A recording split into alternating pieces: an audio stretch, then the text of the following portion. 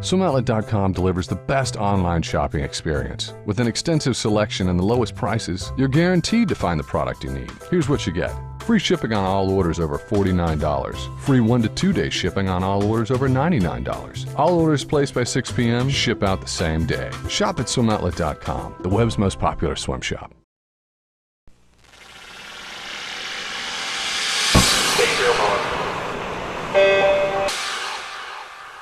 This is a special edition of the Morning Swim Show. I'm your host, Tiffany Elias, here at the American Swim Coaches Association, joined by head coach of Osprey Aquatics, Brian Bolster.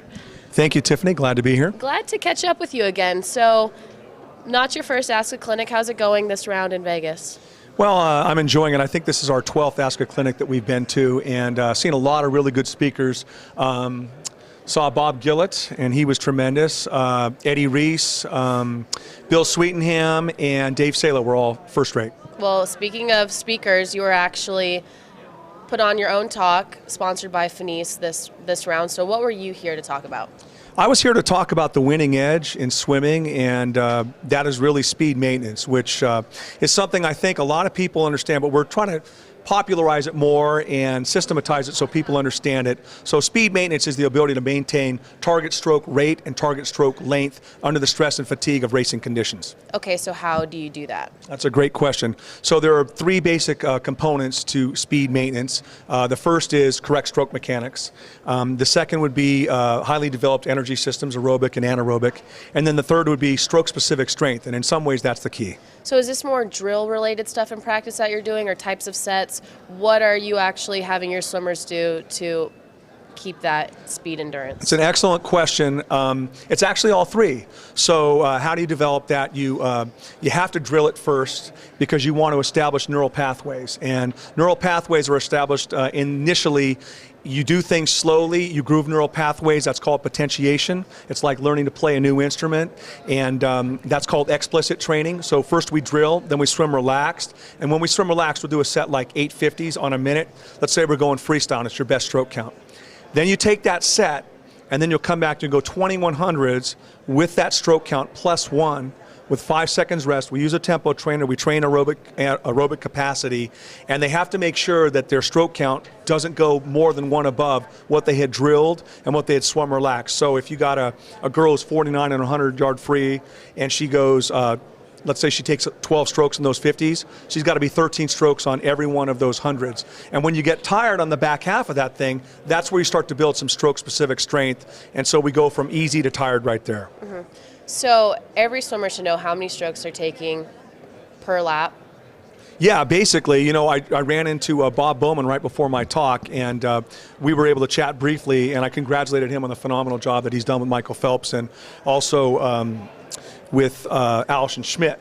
And we talked about her race in London and how he was able to drop a cycle, or she was able to, after working with him on her second 50 of her 200 free in London versus Olympic trials. She went from 38 to 36 strokes, I believe. And he attributed that to better underwaters, but also just more efficiency. But at the end, what you want to take from that is that he says that when they're training, and they're training race pace, and this is do it when you're racing, he says he doesn't even worry about tempo. He just times with his watch and he counts strokes. So I think that's the key. You got to maintain your length when you're tired. That's what's interesting, is because when I swam, my coaches really didn't enforce us to count the strokes, and that seems to be really a big topic of discussion among the elite swimmers. Speaking to someone earlier, and you can elaborate on this because I think you were the one who had shared this with them, was Sun Yang and his mile and how many strokes he took relative to the field. And can you tell us more about that? Great question there. So Sun Yang wins the 1,500 meter free, and in the first 400, not counting the first 100, because the first 100 you're just getting into it, but if you really want to look at people's stroke counts and they're swimming a mile or a 400 or something, you're going to start on that third 50. So on that third 50 for the next 400 meters, he's 28 strokes a lap. And then NBC cut away. But then when you came back into the last 400, for the first 300 of that, it's 28 strokes. And so he's being incredibly efficient, and he's holding virtually the same time on every 50, and that's why he was so successful. So he's been able to perfect that. He has mastered speed maintenance, and it's interesting you say that because they had a clip of him and Dennis Cottrell, the Australian coach, in practice, and they had their voices lay over, and they had some interview stuff. So the one thing that you heard from Dennis Cottrell talking to his athletes while they're in the water was, check your stroke counts. Well, how do you know how many strokes you should be taking? That's a good question. So I think you you have to come at it from two different ways. Number one, you have to drill, like I said, and then do a set where you do some stroke count relaxed, and then you start to do something where you take the intensity up somewhat incrementally, and you add a stroke as you go. So that 2100, you add one stroke, and we might come back the next day and go 20 more 100s with a 1.7 tempo. We'll add 2 strokes. The other way you do it is on the race end is you note what their stroke count is in the race. So again, let's go back to a 100 freestyler. I have a girl who goes 51 in her 100 free, and for her, we need her to be 17 strokes or less on each 25. And knowing that, watching her in the race, maybe she's 17 strokes on the first 2 laps, and the last lap she's 19. That tells me, hey, we need to train for 17. So what you'll do is you'll set that stroke count for her, and no matter what you're doing in your race pace training, you'll say, you got to be 17 strokes or less. Okay, so for the coaches that weren't able to attend your talk, what is the one thing that they should have walked away from, that you hoped they would have walked away from? That they would value length when the swimmers are tired, because what happens is you can train race pace, broken fast swims. I mean, you think about it. No one can swim a 200 at goal pace straight when they're not tapered. So by definition, if we're going to train race pace, we've got to break it up. We're going to go 450s, we're going to go 75s, 25s, however we're going to do it. What I've learned is somebody can train race pace with the tempo and have their length fall apart and the stroke count come up, and you think you're okay, and then you get into the meet and you add those cycles and it costs you. So the key when you're training race pace, as Bob Bowman does, is count the strokes. Now, what you are talking about is something that swimmers need to perfect. Another thing that we can associate Bob Gillett with is the underwater, and he gave a talk as well. Can you share what his was about? Yeah, his was an excellent talk, and underwater speed is something that we work on a lot, and I've had some success with my athletes, but Bob is the master in so many ways, and he talks about fish kicks and the difference between fish kicks and dolphin kicks. A mammal kicks flat, a fish is kicking on its side.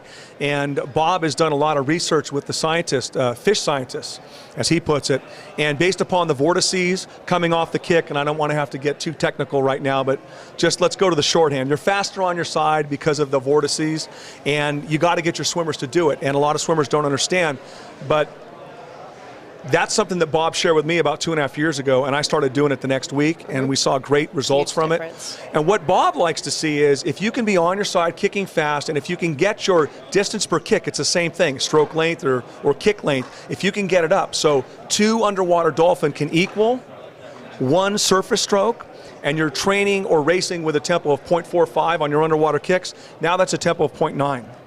And most world-class female butterflies are swimming with a tempo of 1.1.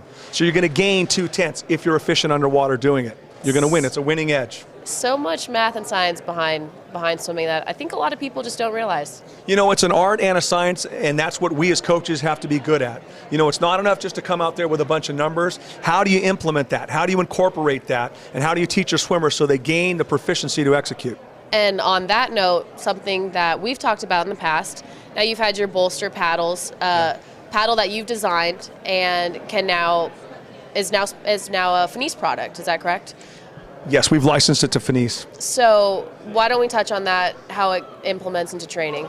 Well, it's a really good paddle, and it's based upon the principles that I learned from Bill Boomer, the great stroke theoretician. And you want uniform application of force in a vertical form when you're swimming. So athletes want to be swimming here with that, what I call the paddle blade, from fingertip up to elbow, and most athletes are going to break their wrist at some point.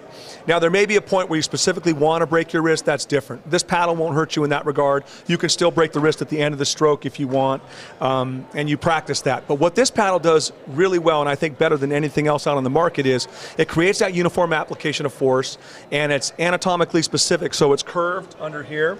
So you get from here to here with the paddle, you're able to get your elbow up. You can't break your wrist. If you do break your wrist, then, well, you can't. And most people, what they tend to do is, the only time they break their wrist is when they drop their elbow to hold water. So now you keep your elbow up, you don't break your wrist, you're holding more water, you got a longer stroke, you have less cycles, you're faster.